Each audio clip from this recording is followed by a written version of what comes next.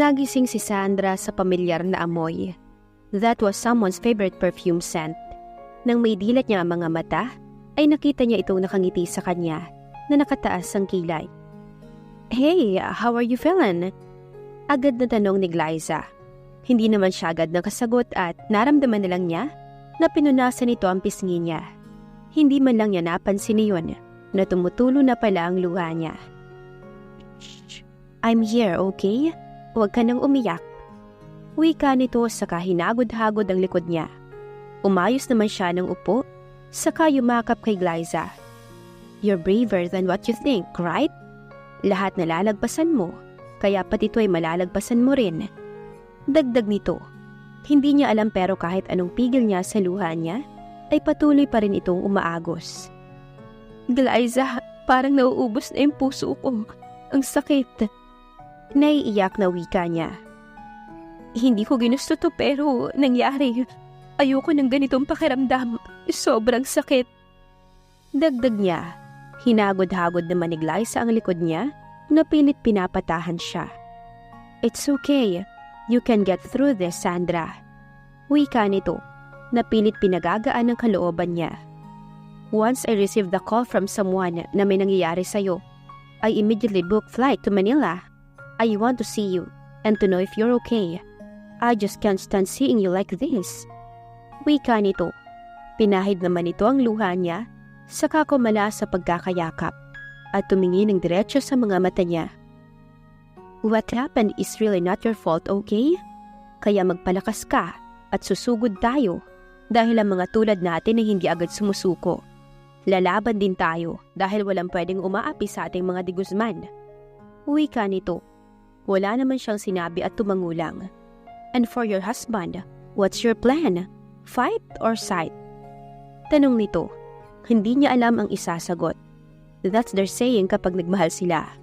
Once they feel broken, they choose between fight kung ipaglalaban or sight kung hanggang tingin na lang na ibig sabihin ay lalayo. "You really did fall in love, honey." Pagkukumpirma nito sa kanya, saka sinusuklay ang buhok niya. "It hurts here, Glyza." Wika niya na itinuro ang puso niya. He fall for that man na kahit yung pinakaiingatan niya ay binigay niya. She gave herself fully to him. That made her heart aches that much. "Ayoko manatili sa kanya kasi nadadamay siya sa sinapit ko. Hindi nga talaga ako swerte, Glyza." Mapaklang wika niya. Umiling naman si Glyza, saka pinunasan ng pisngi niya na dumadaloy na naman roon ang luha niya. "That's give and take kasi mahal mo yung tao. At alam mo kung anong masasabi ko? He's your husband. Kasal kayo, kahit noon na sa papel lang, pero kasal pa rin kayo. Kaya kung anong problema mo, of course, problema niya rin. Sa isang relasyon, kayong dalawang lalaban, hindi ikaw lang. You want me to talk to him? I can do that for you. Just tell me what do you want me to say to him." Wika ni Glyza. Yumuko naman si Sandra at nag-isip. She doesn't know what to react and say. "Ayoko muna. Masyado pang masakit. I'll stay here for good. Just don't tell anyone that I'm here, will you?" Tanong ni Sandra. Tumango naman ito saka ngumiti. "This house was still lucky and you're lucky. Buti na lamang at magaling ako." Nakangiti pang sambit nito. Naguguluhan naman siyang nakatingin dito na nakakibit balikat nang nakakunot ang noo. How did Glyza got there? Wala siyang ideya. Basta masaya siya na nandoon ito, na pinapagaan pansamantala ang problema niya. Pero aminado siya na namimiss na niya ang asawa. Habang naiisip niya iyon ay nasasaktan siya. Their serious relationship just takes 7 weeks and she's missing him already. Those caring looks and smiles that she saw when he's around. Will you still love me after this? Or you'll just ignore me after causing you too much trouble? Aniya sa sarili. What? Bulalas ni Lucas nang lumabas na ang investigation. They give the record to a detective at pinaimbestigahan ang nangyari. How come he did that? Hindi makapaniwalang bulalas ni Daniel. Only the three of them knows about the investigation, and to their surprise, Grayson's assistant was behind this. Raven has been his secretary, and promoted to be his assistant for how many years, and they trusted him to take over some company's important papers and confidentials, but ended up the one who set this all. Pero ang nakapagtataka ay kung bakit niya ito ginawa. Wala naman siya nakikitang koneksyon nito kay Thea Bautista. Kailangan niyang malaman ang totoo.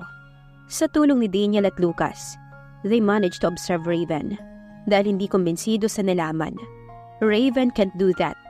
Kahit naging maayos na ang kumpanya, some investors ay takot pa rin na mag-invest. Baka maulit muli ang nangyari. Tambak na ang problemang iniisip niya. He can't still find Sandra at nagpapahirap yon sa kanya araw-araw. Nag-aalala siya rito. A week had passed, pero pakiramdam niya ay buwan na nang hindi niya ito kasama. Isang hapon nang nasa loob si Grayson ng kumpanya at naroon si Raven, ay niisip ng mga kaibigan niya ang isang bagay. He shouldn't say yes, pero ayaw niyang mawala sa kuryosidad. Maraming katanungan sa isip niya na gusto niyang malaman.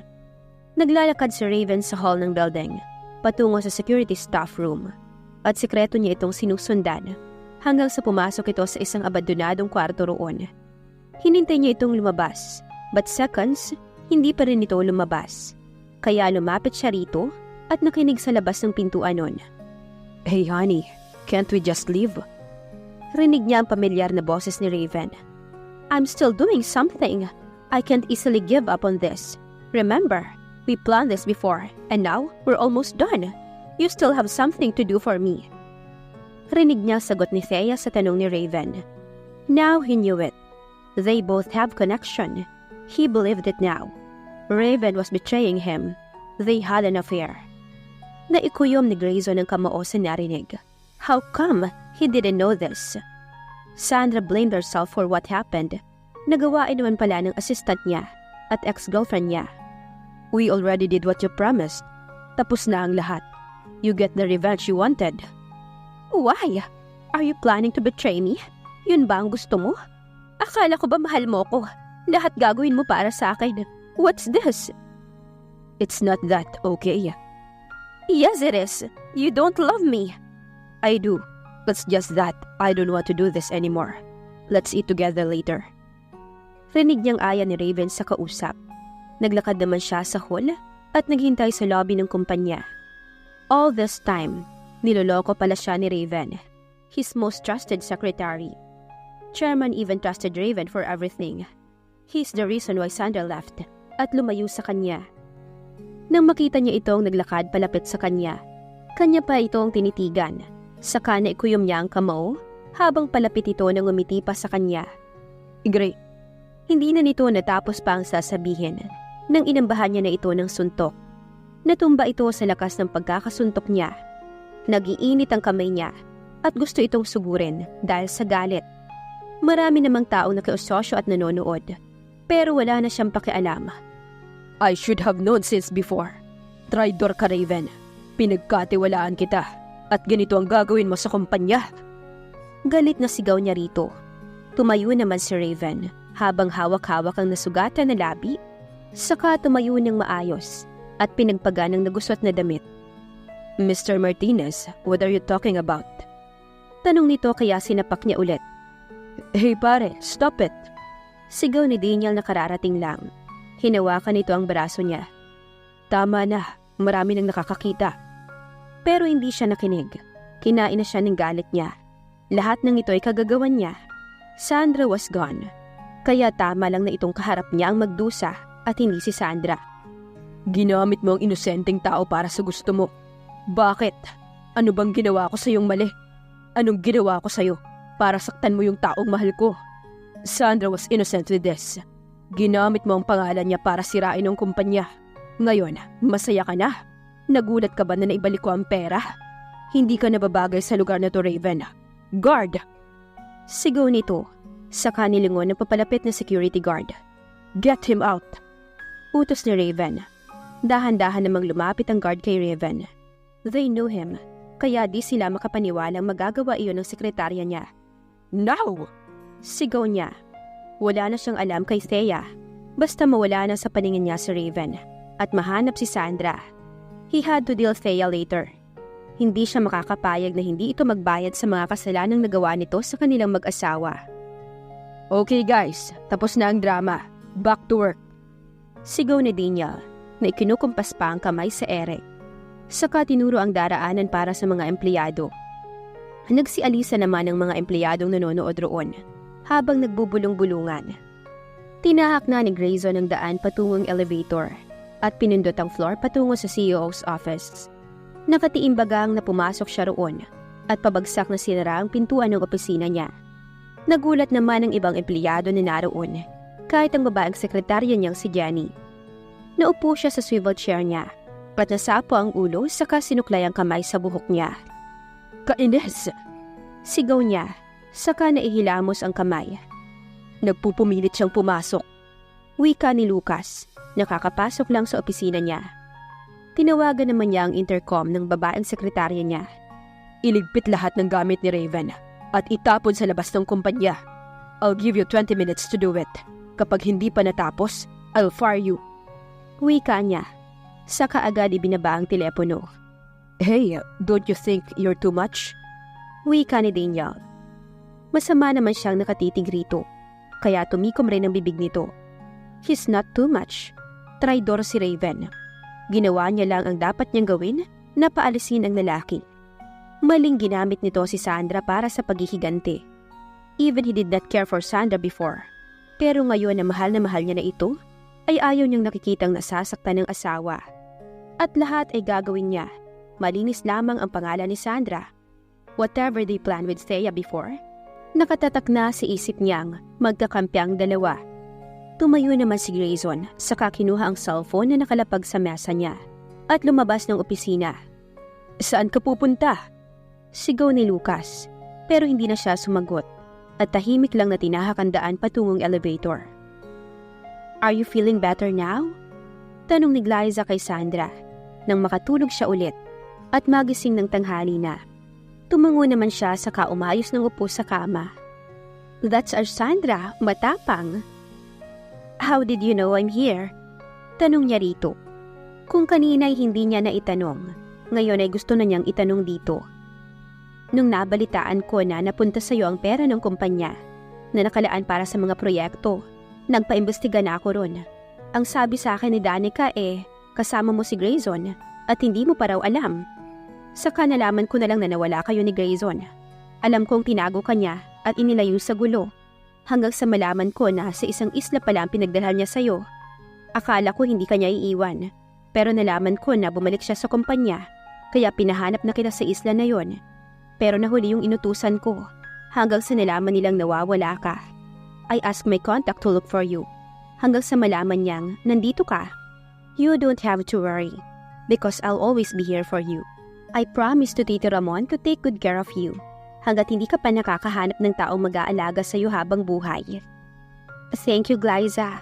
Masyado na yata akong pabigat sa iyo. Don't think about it. Hindi ka pabigat sa akin. Umupo ito sa tabi ng kama niya at niyakap siya. Kahit kailan, hindi kita pababayaan at iiwan.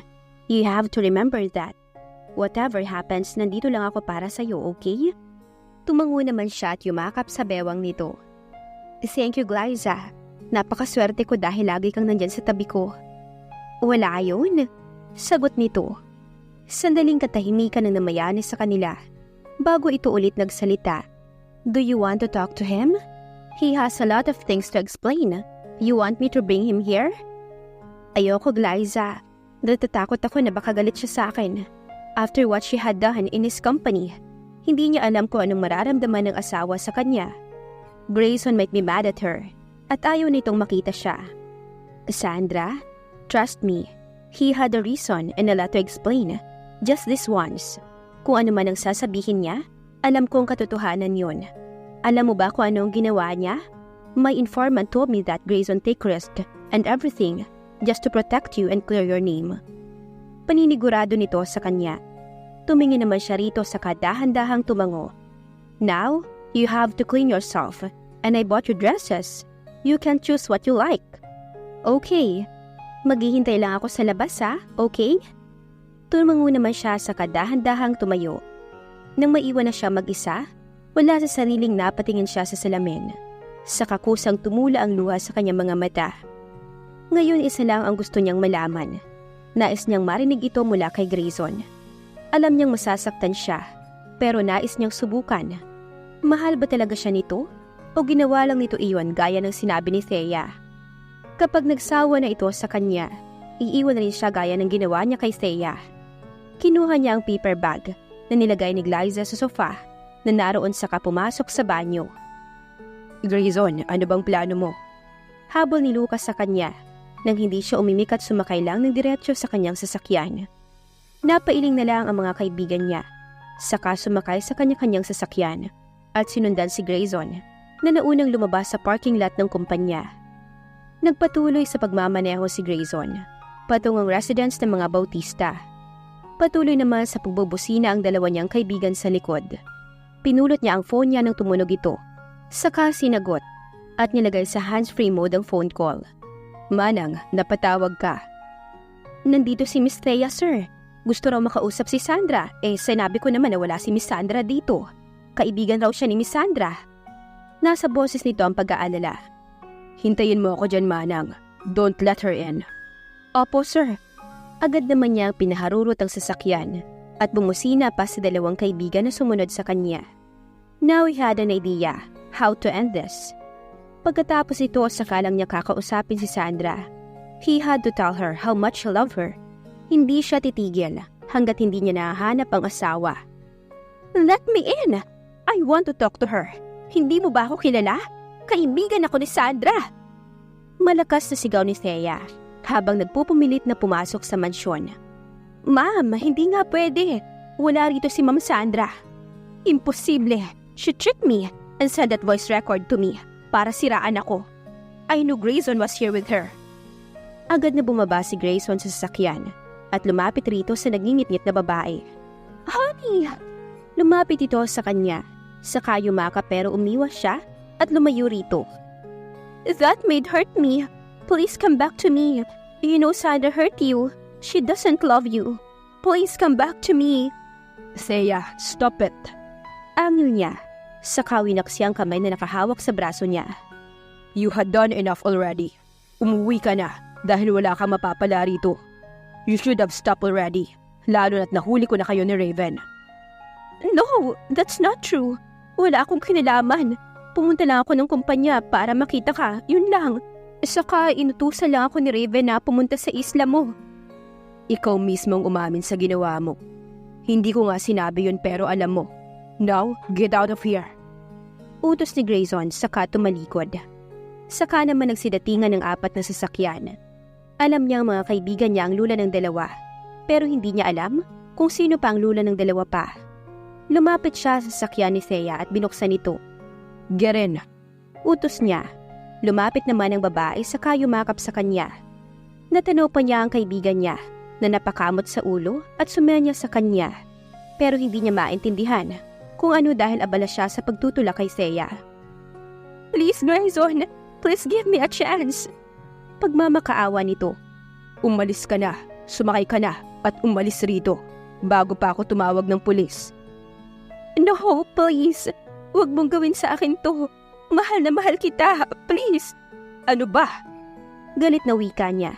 Saka hinila ang kamay niyang hawak-hawak ni Thea. Bigla naman siyang nakaramdam ng pagkahilo, kaya napahawak siya sa gilid ng sasakyan. I love you.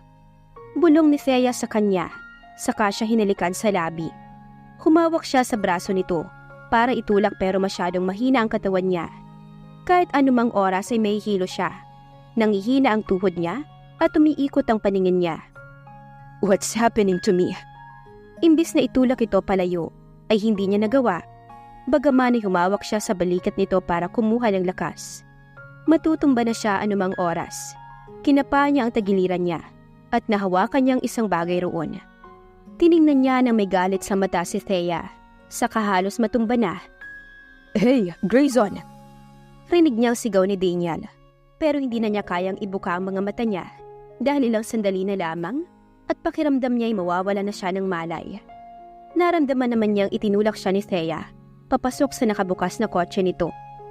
Now, we're even. Bulong nito. Hey! Anong ginagawa mo? Rinig pa niyang sigaw ng mga kaibigan niya. May bumuhat sa kanya at humila. Saka niya naramdamang hinatak siya ng mga ito. Kainis, umalis na sila, Sandra. Huwika ni Daniel. Sandra.